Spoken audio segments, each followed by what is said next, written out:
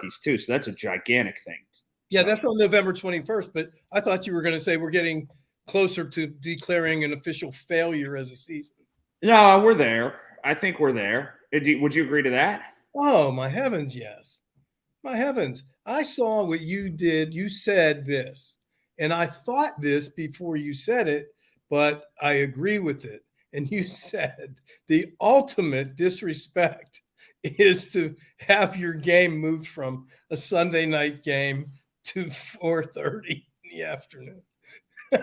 Well, there's a funny kind of like jokiness to that. There's also a very serious quotient to it, I think, because if you were a primetime game and you got moved out of it, and we're told all the time about the Steelers' draw and the Steelers' lore and the Steelers' logo and the Steelers' strength and what the Steelers are and what they mean, when the national branding people and the national network people say, no, thanks, we're not going to show that on our air in our biggest window. When that happens, there's a real truth to the fact that insignia is slipping. That's undeniable. Yeah, I agree with that. And nobody cares. Nobody cares about the Pittsburgh Steelers right now, except the fans here. But outside of the local fan base, nobody wants to. Who wants to watch that game? I wouldn't want to watch that game. It's ridiculous. It's embarrassing. Who are we? Najee Harris, come on, please do something with that guy. I'd trade him. I would try to trade him. I think Who would want him? Who would want him? You say that. That's exactly what I wanted you to say. Because here's why. After a very similar 1 year in Cleveland, the Indianapolis Colts gave up a first round pick for Trent Richardson in 2014. Very similar year. He started to slide. They traded him right away. I'm not saying that somebody give up a first round pick, but if people will give up a second round pick for Chase Claypool, I think people will give up at least a second or third round pick for Najee Harris. I would unload him in the offseason. Absolutely. Yeah, I would too. But here's what I wanted you to say. I wanted you to say that, because here's this about that. I was doing a little bit of thinking. It's dangerous. But as I was thinking about Chase Claypool, Juju Smith-Schuster, who's on track to earn every bonus that he was given. Yes. In Kansas City. And I started to think, again, I know we've talked about this, but how important it is for a coach or coordinator in a player's success, because they will leave here. The players, in my mind, Chase Claypool, extremely talented guy. He will find a bigger success wherever he is and wherever he goes. Juju Smith-Schuster, what held these guys back was this system. And I think if you take the shackles of this system off of them and put them in another system, they will and can shine. They may not, but they have a better opportunity to become and live up to their full potential than they have here in Pittsburgh. Because here we are stuck in mediocrity. We are stuck in the belief that we have an adequate offensive coordinator, play caller. And we're stuck in a tradition and a culture of no changes, which I don't understand that, because I don't know how much worse it needs to be before you see an action taken. And that's that. It's a very good point, that how good can the players be if they're made to play under a system that's set up to fail anyway? And I get it, but if your head coach is so stubborn that that's the guy that he hires and that's the guy that he wants in there, if they're not going to fire the coach, and they still might. But if you're fully committed to a reload and a rebuild, I would still – Najee for me is a different story than Juju. I would have tried to re-sign Juju, and I said that all along. Yeah. Claypool I was kind of on the fence with, because I just think that Claypool was never going to be maximized or never going to be happy the day they drafted George Pickens. That just – one pull forced the other push. But – you do bring up a good point, but you can't force Mike Tomlin to fire anybody. This has been a failure from the start. So now that we're here, what do you do? And don't forget, when Bruce Arians was here, the city called for his firing also. Not like this, though. You don't think? Not like this. No. This pretty bad. Yeah, but okay. And then the same thing with the last guy. What was the last guy's name? Well, there was Todd Haley before There was that. Todd Haley. He was and awful. Randy Fichtner, yes. And Randy Fichtner was awful. So it seems like we have a lot of awful offensive coordinators. But, what makes somebody happy? Is it, and who do we please? We please the fans. We please the coach. The coach says, hey, our players aren't playing. They put it back in the hands of the players, not the coach. So I don't know what percentage goes where. I don't know if it's the players or the coach. But I know that if we think it's the player, and then you look at Juju, he goes to Kansas City, and all of a sudden he's being used the right way. If you say, and here's the other failure. We took Chase Claypool and made him a slot receiver. He's not a slot receiver, right? No, he's a guy that should be able to run up the sideline and really go down and stretch the field and be somebody that people are afraid of and use his height. He did the first 10 games of his career, yeah. 11 touchdowns. Mm-hmm. Year one. Yes. We changed. He didn't change. We changed. So, all right, I say this all the time, that everybody, even if you're Hemingway or whomever, you need an editor. It's starting to feel like Mike Tomlin doesn't have an editor, which could be the biggest problem. He's given free reign. He's able to do what he wants. He brings in whomever. He runs whatever offense he wants. If you're this far gone or you're this deep into your career, how do you then push in and tell somebody the way that we're going to do things is a little bit different, and now you're going to have an editor? I don't think he needs an editor. Do you like what do you mean by that? That means he just shouldn't have unilateral power on personnel decisions or on everything. It's okay when things are working to have every situation and just you make the choice. You do what you want to do. But when things aren't working, and they haven't for a dozen years, if you really look at the playoff record, how does one not say, all right, maybe we need another set of eyes on some decisions here?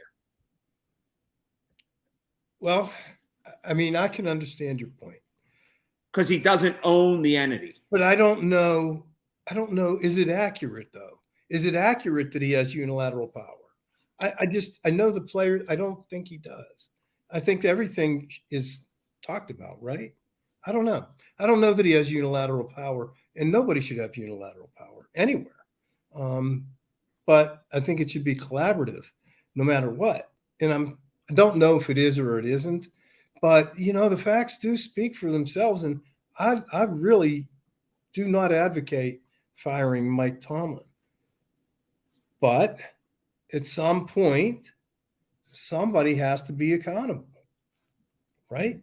And I don't advocate firing him, but what I do advocate is putting people on notice, probationary, if you will. Listen, he did that last year at the end of the year. He did that about Matt Canada. Matt Canada last year was awful. Yes. And Mike was asked about it. And obviously there was no hiding it. Everybody knew that and even the coaches thought that Matt Canada might not be the guy, but Mike said, I'm going to give him another chance. Right. And He brought him back and he said, I'll see something like that. He didn't say exactly, I'm going to give him another chance, but it was something like that and see how he does this year. Well, we're how many games in? 7, 8? 8, 6, 2 and 6. 2 and 6. And here we are. So I don't think Mike is going to go to the end of the year with Matt Canada. I really don't. I think Matt Canada, I think it's coming to the end for him because Mike is a good leader and he is a good coach. And I don't think he would do anything reactive. And so he's got to give the guy enough opportunity to fail. But my point is this: wouldn't the natural breaking point be the off week, which happened essentially in the middle of the season, dead middle of the season? You still have 9 left because of 17 games. The natural break-off point to disrupt things as little as possible would have been over the past 10 days. Yeah, see the problem. I have a problem with that because there would be the natural breaking point to me is performance. It should have happened. There is no natural breaking point here for me, Colin, because here's the thing. I want the turmoil. I want it to go into a tizzy. I want to make a statement. I want that to happen. I want everybody to say, holy crap, it's not the same old Steelers. It's not Mike Tomlin is not going to stand for it. And we better do something. So standing in front of a microphone and saying, we're going to hold people accountable, bull crap. Hold people accountable. Take his job. Make people understand they're going to perform or they won't be here. The value of the Pittsburgh Steelers franchise is in its performance. And I think unless we perform, we are jeopardizing the value of this franchise. You're dead on about the value of the franchise. The value of the franchise also is this: looking around that stadium and not seeing a million empty seats. I'll tell you what, in the second half of the season, Art's going to walk out there. They may have done him a favor by taking that game off of national television, because in that Sunday night window, it is going to be barren in that place. People are going to spend less money. Fewer people are going to go. They're not going to have a capacity crowd. There are a lot of things on the field that can make you take notice, and they should make you take notice when you don't win. But not winning lends you and leads you to a place where you don't make as much money. You don't make as much parking revenue. You don't make as much in-stadium revenue. You don't create as much juice. That's about to happen. It really is. And no matter if you're a football person or a business person, it's going to hit you. It's going to hit you in fewer wins. It's going to hit you in fewer money. They will make less money because the fewer people will be there. Trust me. That should make Art stand up and take notice. I mean, if that happens, I still think sometimes I still think that the city is so Steelers crazy that they don't. I mean, they care, but I don't think it. I don't know if I think it will impact attendance. I don't know. The tickets will be sold. The people won't go. Yeah, I just think there's got to be more to it than that, and there just has to be more to it than that. And again, to another point that I saw you ask a question, which will revert right back for me, will revert back to this Pittsburgh Steelers conversation, is you asked what former athlete do you think would make a successful politician? And I think of two of them, and I think they're both Steelers. Who are they? Rocky Bleier and Franco Harris. Both? Yeah, I think they both could. What about Josh Dobbs? No. What about Antonio Brown? No, tell me, Rocky Bleier's a no-brainer. Yes, absolutely. Served our country, was a leader of men, did a bunch of things, persevered more than just about any other professional athlete in history. Franco Harris, yes, still. Yeah, I don't know what you mean by still, but I think he's got a pretty good public persona. He's out a lot of associations that he has with charitable things. Yeah, I think. What about you? I'll get on board with Rocky Bleier. Franco, I don't know, because I feel like Franco can kind of go off on tangents on things that he believes in that are unpopular, which might be a great situation for a politician to kind of stand your ground on them. I would say Rocky Bleier for sure. And I would say if an athlete, a Pittsburgh athlete, would become a politician, Heath Miller. Yeah. Is he still in the area? No, he lives in Virginia now. Yeah, so no. We saw Dwayne Woodruff. Maybe. I don't know. I think the people to me that stir the most emotion are Franco and Rocky. And you know what I love about this conversation? What's that? I love that the party affiliation is not part of it. No, we're talking about the person, not the party. And I love that. Guess what happened? A nonpartisan story about voting yesterday. I went and I voted, and the woman working at the polls, Richard, this screwed me up beyond belief. I didn't know what to do. I was frazzled. Listen, I was third or fourth in line. The one woman working at the polls, her name was Alexa. And the other woman kept saying, Alexa, would you do this? Alexa. I thought for a time, I can't make this up, because there were people in front of me and I couldn't see. I thought they were going to take me behind the little divider, and the state has moved into using smart speakers somehow. So I was so ill prepared that I'm thinking like this. Wait a minute, we're going to go behind this thing and we're going to speak into an Alexa. It blew me away. I didn't, and then it came. I put two and two together, like, oh gosh, that's that woman's name.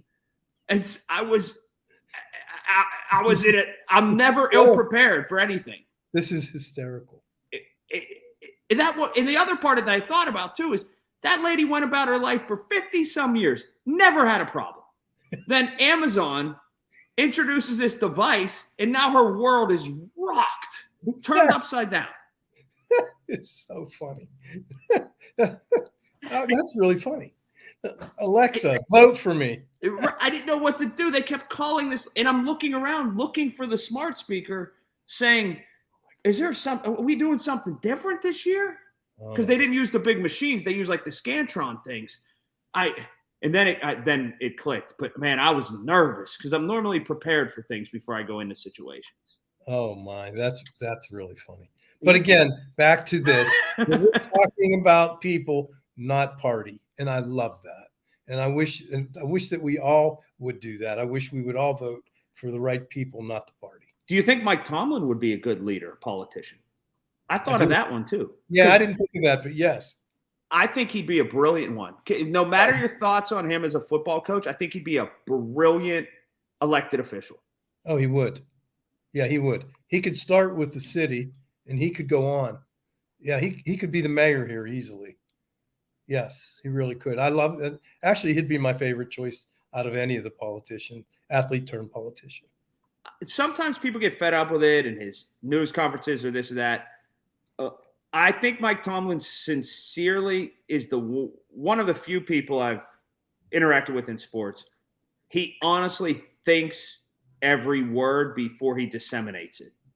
And it's as well thought out as anybody I've ever encountered. Would you agree to that? Yeah, you and obviously it's so clear that that's a fact. I love him. I love what he says. You know that. I just wish I could get inside his head and his heart that would say, "Fire Matt Canada." You know what he did say though the other day? He did say that Jaylen Warren may write his own script in terms of getting more carries. Do you believe that'll happen? Yeah, I saw that. I saw that he did that, and I think he'd be really remiss if he didn't acknowledge that this young man runs so hard, and every time, not sometimes, every time. It reminds me of it's Aaron Jones in Green Bay, right? It reminds me a lot of him. His legs never stop moving. He's always gaining positive yardage, and I love him. I do, and I like him a whole lot better today than I do Najee. I like him, and I wish that they would give him more early game carries because they wait until the second half to let him carry the football. It doesn't make much sense. No, but you have to do that, and you have to ease him in. You can't just say, okay, I like him, I'm going to put him in, and I'm going to start him. So I think he's earned that now, but he had to get to this point. It's November. Let's go. It's now we're ready. Let's go. Go ahead. No, go ahead. I'm sorry. No, you first. Where'd you get that hat, by the way? Jeez, stop yourself. I had it made. It's wonderful. It is. Have you never seen it? I have. I've seen it once, but I didn't comment on it. It's absolutely wonderful. Anyway, it is November, like I was saying. So you think now's the time to, all right, you had your test run. Let's go full on, put Warren in to start the football game? Yeah, and, I'd have to ask a couple questions. And I'd have to ask, what is the Steelers' second half strategy? I see people saying, they're trying to get a first round pick. No, they're not. They want to win football games. Okay. And there's never going to be a lack of effort or desire in the Pittsburgh Steelers organization. That's never going to happen. So I really would like to know what their strategy is. And I don't think it's anything more or less than every Sunday win out. I believe that. I think so many people are overcomplicating this. So many people are saying, are they trying to bring Kenny Pickett along and try to make him a better football player? Are they trying to – I think you're absolutely spot dead on here. Mike Tomlin and his staff and this organization walks into every Sunday and they have one singular focus, no matter if they are undefeated, no matter if they don't have a win on the season. They're simply trying to beat the team in front of them. Absolutely. That's it. That's it. No matter what we want to think, no matter what we want to project, no matter if the fans want a top 5 pick, if the fans want to think that they're still in the playoff hunt or whatever. I honestly think it never strays from one singular focus. Let's try to beat the football team on Sunday. And everybody overcomplicates it. Yeah, 100%. Because there's so many pundits that think they really do know, and they don't. Some of the people on Twitter, sometimes I think, oh, come on, why do you even speak? Seriously. I mean, I know everybody's entitled to an opinion, but really, come on, guys. So let's say this. Who do you like next Sunday? Oh, this coming Sunday, I like I actually do think the Steelers will beat New Orleans. I do. I think they'll find a way. I think Freiermuth will have a big football game. I think Jaylen Warren will get a touchdown, which will be a different and an escape. And I think that we will see after the off week, we will see a concerted effort to make George Pickens a volume receiver. They'll start to throw to him a bunch of times. Well, and it's not because this would be the first time we played at home without Chase. So I think that's an accurate statement. Don't we have TJ coming back? Should be. He said, yep. And we'll probably know a little later on, closer to game time for sure. And the indicator is if he practices on Friday and goes through the walkthrough on Saturday. So, but a game time decision, if you will. Okay. So if you bring TJ back, there's going to be a natural ignition of energy and enthusiasm. For some reason, everybody thinks that when TJ was gone, we couldn't win. And maybe that's true, but at least when he comes back, it will be part of the improvement. So I think Kenny Pickett is going to have a monster game. I do. I think he's going to have a monster game with Pickens. I think he's going to have a monster game with Deontay. And I think Jalen's going to have a monster game. And I think that our defense is going to play. I think the Steelers blow out the Saints. Wow. I do think they win. You think they blow them out? I think Bang. they blow them out. Listen, how many games have we scored over 20 points? None. Right. This is the one.